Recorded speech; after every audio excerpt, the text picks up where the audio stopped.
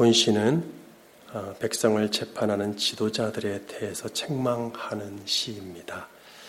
1절의 신들의 모임에서 신들은 원어로 엘인데 엘로힘의 단수 형태입니다. 엘로힘은 복수죠. 엘은 엘로힘과 마찬가지로 세 가지 뜻으로 보통 쓰입니다. 첫 번째 강한 자라는 뜻도 있고 신이라는 뜻도 있고 하나님이라는 뜻도 있어요. 그렇게 번역이 되다 보니까 이 단어에 대해서 크게 세 가지 견해가 있어요. 첫째, 강한 자라고 보는 견해, 둘째, 신이라고 보는 견해, 셋째, 하나님이라고 보는 견해입니다. 만약 첫 번째 경우 애를 강한 자라고 본다면 이 강한 자는 누구일까? 혹자는 이들이 천사들이라고 보기도 합니다. 하지만 천사들을 강한 자로 표현하는 경우가 없으며 엘은 단수형이기 때문에 단 한 명의 강한 천사를 찾아내기는 더욱더 무리가 있어요. 그래서 어떤 성경은 강한 자들이라고 복수 형태로 번역하기도 합니다. 대부분 다 복수로 번역을 해요. 엘은 단수인데 또 두 번째, 엘을 신이라고 보는 견해를 봅시다. 그렇게 본다면 이 신은 어떤 신일까? 하나님 외에 다른 신은 이 세상에 존재하지 않습니다. 만약 이방인의 신을 의미한다 하더라도 그 신은 인간이 만들어낸 존재하지 않는 신일 뿐인데 그 신의 모임도 존재할 이유가 없고 하나님이 그 모임 가운데 서실 이유도 없죠. 혹자는 고대 근동의 역사적인 기록에 근거하여 본 구절을 복수 형태로 억지로 바꾸어서 신들의 모임이라고 해석을 하고 있어요. 우리 성경도 그렇게 번역을 했죠. 고대 근동의 우가릿어에 보면은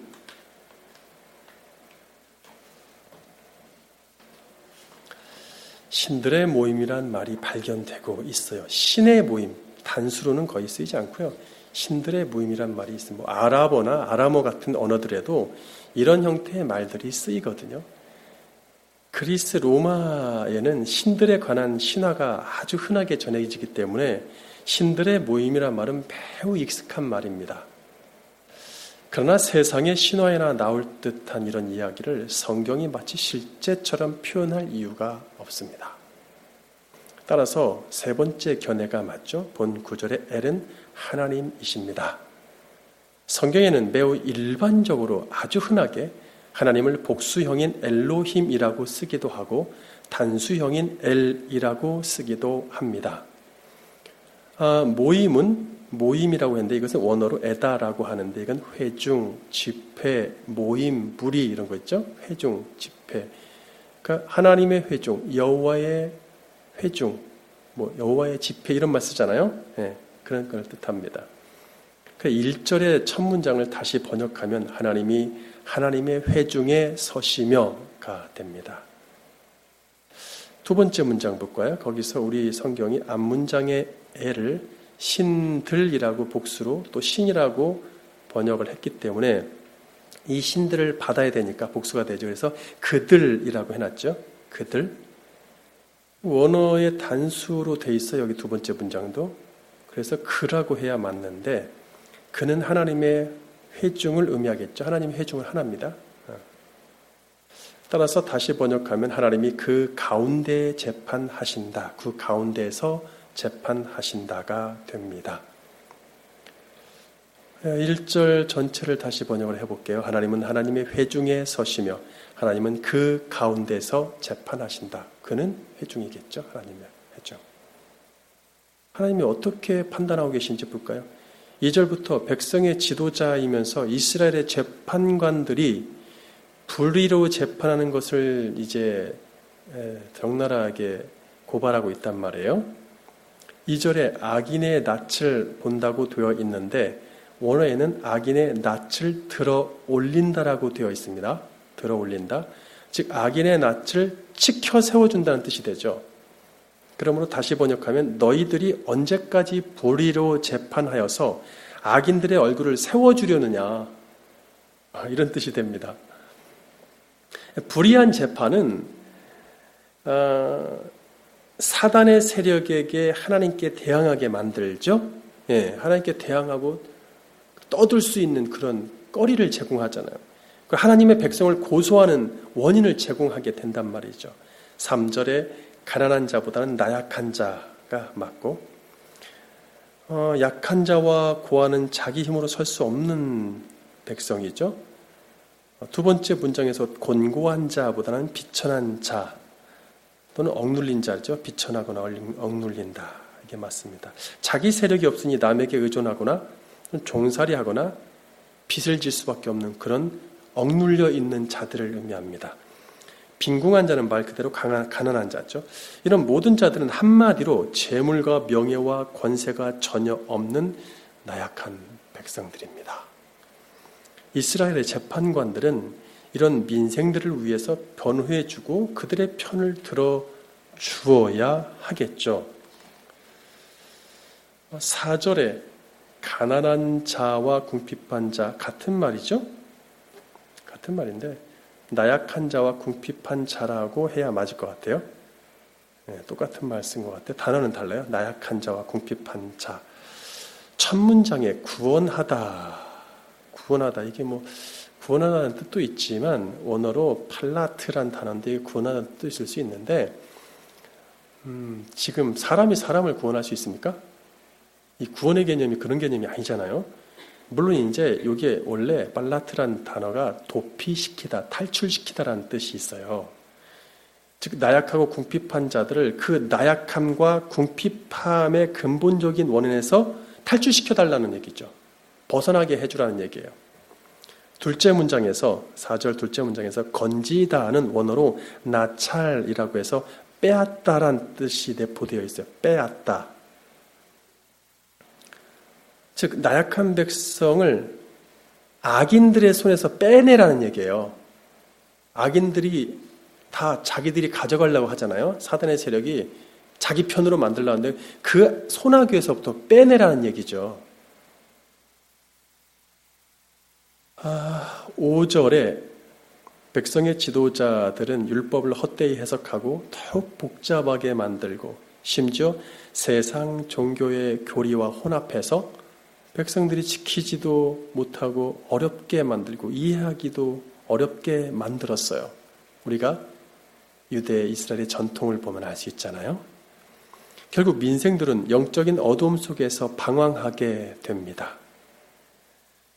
땅의 모든 기초가 흔들린다는 말은 이게 굉장히 시적이고 풍요적인 표현인데 하나님이 창조하신 세상의 질서들을 마구 흔들어 놓는다는 얘기예요. 하나님이 질서를 위해서 율법도 주셨죠. 근데 율법을 자기 멋대로 해석하고 거기다 인간적인 또는 미신적인 이야기를 자꾸 집어넣어가지고 그런 어떤 하나님의 질서를 흔들어 놨다는 얘기예요. 6절에 번역이 좀 애매한데 물론 이것대로 너희는 신들이다 이렇게 얘기할 수도 있어요. 너희는 엘로힘이다. 그것은 이제 하나님의 위치를 대언하는 지도자들이잖아요. 하나님 위치를 대언하는 지도자들이기 때문에 하나님이 일일이 하실 수 없으니까 나타나셔서 지도자들을 주죠. 왕도 주고 그래서 그들을 통해서 재판하도록 하시고 통치하도록 하시는 하나님의 대리자의 역할을 하잖아요. 선지자도 나비에서 하나님의 대언자라는 뜻을 갖고 있거든요. 그래서 너희들은 신과 같다는 얘기죠. 그렇게 번역을 할 수도 있습니다. 그러나 저는 그렇게 번역하고 싶지 않고요. 다시 이렇게 번역하고 싶어요. 나 하나님이 너희들에게 말했는데 너희 모두는 지극히 높은 자의 후손들이라 자녀들이라 아들들이라 상관없습니다. 나 하나님이 너희들에게 말했는데 너희 모두는 지극히 높은 자의 후손들이다. 자, 이게 너희는 신들이고 지존자의 아들이 이러다 보니까 천사론까지 가고 천사냐 아니면 영적인 어떤 권세자분자 이러고 막 이상한 세계로 자꾸 해석이 흘러가는데 그렇지 않습니다. 하나님이 이스라엘의 지도자들에게 이렇게 지극히 높으신 하나님의 자녀로 불러주셨단 말이에요. 7절에 그러나 그들은 사람처럼 죽을 아담의 운명이 되며 고관들 즉 인간 권력자들의 하나같이 넘어질 것입니다. 고관들은 권력 가진 자들, 방백들 이런 사람들 있죠. 지금 종교 지도자들, 재판관들을 얘기하죠. 세상에 널려 있는 그런 재판관들처럼 고관들처럼 그 중에 하나처럼 너희들은 넘어질 것이다. 그리고 이 사람처럼 죽는다. 사람이 뭐예요? 아담이란 단어거든요. 아담이 죄로 인해서 죽을 운명이었단 말이에요. 근데 거기서부터 구원을 받아야 되는데 구원받지 못하고 너희들은 아담처럼 그렇게 죽는 운명이라는 얘기죠. 8절에 결국 인간 재판관은 실패했습니다. 오직 하나님이 일어나셔서 세상의 재판관이 되셔야만 합니다. 모든 민족들은 다 하나님의 소유이기 때문에 진정한 재판장은 하나님뿐이시라는 결론이 나왔습니다.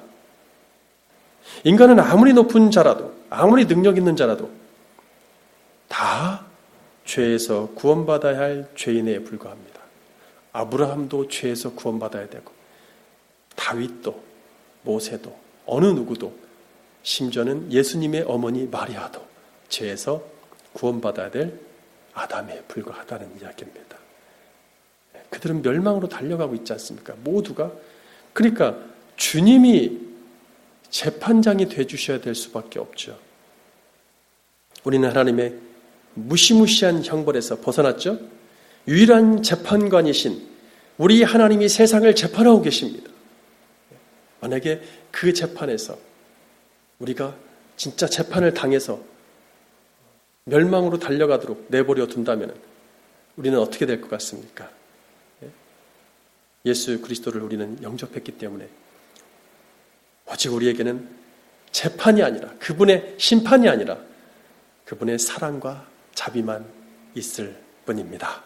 오늘도 하나님의 재판 속에 그 재판대 위에 놓여서 심판받는 자들이 되지 않고 하나님 은혜를 주셔서 우리를 당신의 아들, 자녀 되게 만드시고 우리로 하여금 사랑과 자비를 풍성히 부어주신 은혜에 감사하시면서 주님 감사합니다.